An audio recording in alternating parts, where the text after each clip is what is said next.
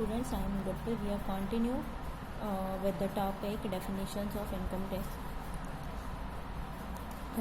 Average rate section 2 subsection 10 ਦੇ ਅੰਦਰ average rate ਜਿਹੜਾ ਕਵਰ ਹੁੰਦਾ ਹੈ। Average rate of income tax ਦਾ ਮਤਲਬ ਕੀ ਹੈ? Rate arrived at by dividing the amount of income tax calculate the total income by such total income. Average rate ਦੇ ਅਸੀਂ ਕਿਵੇਂ ਕਰਦੇ ਹਾਂ?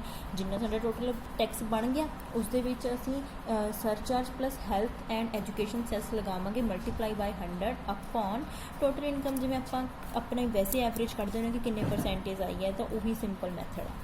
ਤਾਂ ਨੈਕਸਟ ਹੈਗਾ MR maximum marginal rate.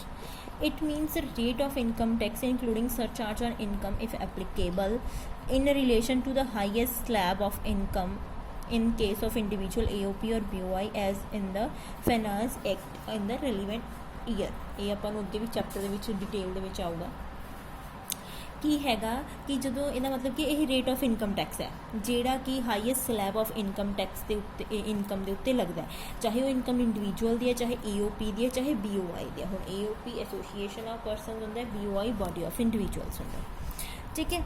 ਤਾਂ ਫਾਈਨੈਂਸ ਐਕਟ ਦੇ ਅੰਦਰ ਇਹ ਜਿੰਨਾ ਵੀ ਹੋਊਗਾ ਉਸ ਦੇ ਅਕੋਰਡਿੰਗ ਲੱਗੂਗਾ। ਅਤੇ at present for assessment year 1920 ਜਿਹੜੇ 20 to 21 ਵਾਲੇ ਨੇ, ਹੋ ਸਕਦਾ ਉਸ 'ਚ ਵੱਧ ਹੋਵੇ ਜਾਂ ਘੱਟ ਹੋਵੇ, ਪਰ ਅਕੋਰਡਿੰਗ ਟੂ ਈਅਰ 1920 ਕਿੰਨਾ ਹੈ? 30%। For individual having total income more than 50 lakh ਤਾਂ ਇੰਨਾ, ਅਤੇ ਲੈਸ ਦੈਨ ਤਾਂ ਇੰਨਾ, ਉਹਦੇ ਵਿੱਚ 50 ਲੱਖ ਤੋਂ 1 ਕਰੋੜ ਦੇ ਵਿੱਚ ਇੰਨਾ, 1 ਕਰੋੜ ਤੋਂ ਵੱਧ ਹੈ ਤਾਂ ਇੰਨਾ, ਮਤਲਬ ਉਹ ਅਲੱਗ-ਅਲੱਗ ਜਿਹੜੇ ਰੇਟ ਨੇ ਦਿੱਤੇ ਹੋਏ ਨੇ ਉਸ ਹਿਸਾਬ ਨਾਲ ਲੱਗ ਜੂਗਾ। ਤਾਂ ਬਲੋਕ ਆਫ ਐਸੈਟਸ ਕੀ ਹੁੰਦਾ? It means a group of assets falling with a class of assets, ਜਿਹੜਾ ਕਿ ਕਿਸੇ ਕਲਾਸ ਆਫ ਐਸੈਟਸ ਦੇ ਵਿੱਚ ਆਉਂਦਾ ਹੈ, like intangible assets being building machinery plant and intangible know-how patents copyrights in respect of percentage of depreciation is prescribed। ਜੇ ਤੁਹਾਡੀ acid ਦਾ rate ਘਟ ਰਿਹਾ ਤਾਂ ਡੈਪਰੀਸ਼ੀਏਸ਼ਨ, ਜੇ ਵੱਧ ਰਿਹਾ ਤਾਂ ਐਪਰੀਸ਼ੀਏਟ। ਬਿਜ਼ਨਸ ਟਰਸਟ ਕੀ ਹੈ? A business trust means a trust registered by any infrastructure investment trust under the Security and Exchange Board of India regulation 2014 under the Securities and Exchange Board of India। हाँ जी, business trust की है कोई भी ऐसी trust infrastructure investment trust जिहदे विच security board of exchange India regulation 2014 के अंदर बनी होवे, ठीक है। Real estate investment trust under the security exchange board of India regulation 2014 under security exchange board of India 1992 the units required to be listed recognise exchange in accordance the aforesaid regulations, ठीक है। ये business trust है, not more important, छड्ड सकते हो तुसीं इहनूं। Charitable purpose ये इंपॉर्टेंट है। चैरिटेबल परपज़ की हुंदी है? कोई ऐसा इंस्टीट्यूशन, कोई ऐसी संस्था, कोई है ना जिहड़ी लोकां दी वेलफेयर दे लई बनी होवे, रिलीफ टू द पुअर दे लई, ठीक है, एजुकेशन दे लई, योगा दे लई, मैडिकल रिलीफ दे लई, जां होर भी जिहड़ियां जनरल पब्लिक यूटिलिटीज़ ने उन्हां नूं पूरा करन दे लई, उहनूं एग्रीकल्चर बोलदे ने, sorry charitable purpose.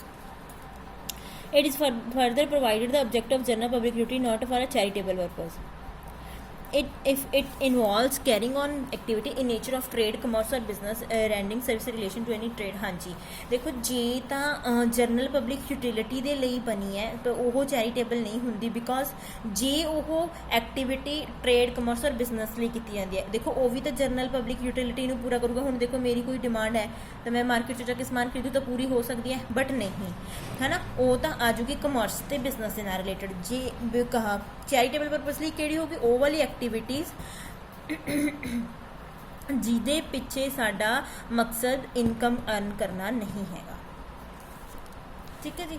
The aggregate receipt of such activities during the previous year not exceed 20% of the actual receipts of trust or institution undertaking such activity previous year। Advancement of any objective public utility continues charitable purpose aggregate value receipts and payment any nature trade service in relation is not more than the 25 lakh in the previous year।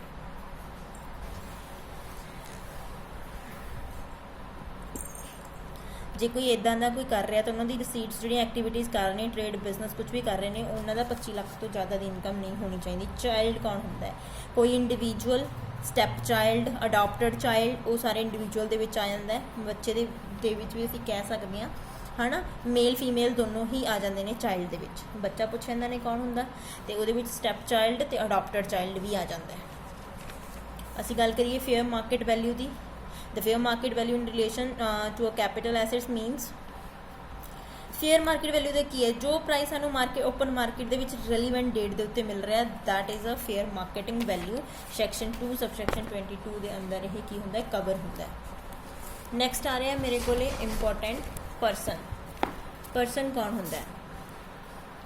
Person ਦੇ ਅੰਦਰ 7 ਚੀਜ਼ਾਂ ਆਉਂਦੀਆਂ ਨੇ individual ਇਕੱਲਾ ਬੰਦਾ individual ਠੀਕ ਹੈ ਹੋ ਗਿਆ HUF ਫੈਮਿਲੀ ਕੰਪਨੀ ਫਰਮ ਇਹ ਵੀ ਪਰਸਨ ਦੇ ਵਿੱਚ ਆਉਂਦੀ ਆ association of persons body of individual चाहे वो इनकॉर्पोरेट हुई है चाहे नहीं कोई local authority every artificial judicial person not falling with in a proceeding of सब क्लासेस ठीक है जी इकल्ला बंदा सिंगल पर्सन ठीक है एक ह्यूमन बीइंग मेल है फीमेल है माइनर है मेजर है इंडिविजुअल हिंदू अनडिवाइडेड फैमिली ये कौन होंगी है हिंदू अनडिवाइडेड फैमिली ठीक है ये की होंगे कि ये हिंदू लॉ के अंदर बनी हुई होंगी है ये एक बंदा करता होंगे ठीक है ਜਿਹੜੇ ਇਹਦੇ ਮੈਂਬਰਸ ਹੁੰਦੇ ਨੇ ਉਹਨਾਂ ਨੂੰ ਹੈ ਨਾ ਅਸੀਂ ਮੈਂਬਰਸ ਵੀ ਕਹਿ ਦਿੰਦੇ ਹਾਂ ਕੋਪਰਹੈਂਸਿਵ ਵੀ ਬੋਲ ਦਿੰਦੇ ਹਾਂ ਜਿਹੜਾ ਇੱਕ ਇਹਦੇ ਵਿੱਚ ਕੀ ਹੁੰਦਾ ਜਿਹੜਾ ਮੇਨ ਹੈਡ ਹੁੰਦਾ ਉਹੀ ਬਿਜ਼ਨਸ ਨੂੰ ਚਲਾਉਂਦਾ ਹੈਗਾ ਬਾਕੀ ਉਹਦੇ ਸਾਰੇ ਮੈਂਬਰਸ ਹੁੰਦੇ ਨੇ।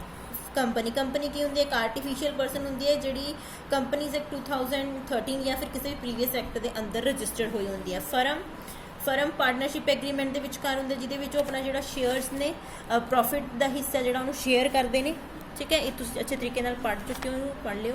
Association of person and a body of individual कोई भी कोऑपरेटिव सोसाइटीज़ है ना इस परसनस या एग्जाम्पल्स ने जो दो परसन आपस च मिल के हो कोई एंटरप्राइज नूं चलाउंदे ने ठीक है वो एसोसीएशन ऑफ परसनस हुंदा है। बॉडी ऑफ इंडिविजुअल का मतलब देखो association of persons they which persons भी आ जाते हैं ठीक है तो मतलब इंडिविजुअल तो आउणगे नाल परसनस भी इनकलूड हो जाते हैं मतलब कि ਇਹਦੇ ਵਿੱਚ ਕੋਈ ਕੰਪਨੀ ਵੀ ਉਹਦਾ ਹਿੱਸਾ ਹੋ ਸਕਦੀ ਹੈ ਠੀਕ ਹੈ ਬਟ ਬੋਡੀ ਆਫ ਇੰਡੀਵਿਜੂਅਲ ਦੇ ਵਿੱਚ can not have a non individual at its member only natural human being ਹੀ ਮੈਂਬਰ ਹੋ ਸਕਦੇ ਮੀਨਸ ਇਹਦੇ ਵਿੱਚ ਇਕੱਲੇ ਹਿਊਮਨਸ ਆਉਣਗੇ ਇਹਦੇ ਵਿੱਚ ਹਿਊਮਨ ਪਲੱਸ ਆਰਟੀਫਿਸ਼ੀਅਲ ਪਰਸਨ ਆਉਣਗੇ। ਲੋਕਲ ਅਥਾਰਟੀਜ਼ ਕਿਹੜੀਆਂ ਹੁੰਦੀਆਂ ਨੇ ਲਾਈਕ ਪੰਚਾਇਤ ਮਿਊਨਿਸਪੈਲਿਟੀਜ਼ ਇਹ local authority. Artificial judicial persons ਇੱਕ ਕੋਈ ਪਬਲਿਕ ਕਾਰਪੋਰੇਸ਼ਨ ਜਿਹੜੀ ਕਿਸੇ ਸਪੈਸ਼ਲ ਐਕਟ ਆਫ ਲੈਜਿਸਲੇਸ਼ਨ ਦੇ ਅੰਦਰ ਹੋਈ ਹੋਵੇ ਲਾਈਕ ਯੂਨੀਵਰਸਿਟੀ ठीक है जिहदी मतलब अपनी एक परसनैलिटी होवे कोई ठीक है जी। इत्थे अज आपां टॉपिक नूं खत्म करते हैं क्योंकि जे मैं इनकम स्टार्ट करवाती तो ये बहुत लेंथी चैप्टर हो जाऊगा। परसनस तक अज आपां करते हैं ओके बाय बाय। इत्थे तक इनूं अच्छे तरीके नाल कर लो।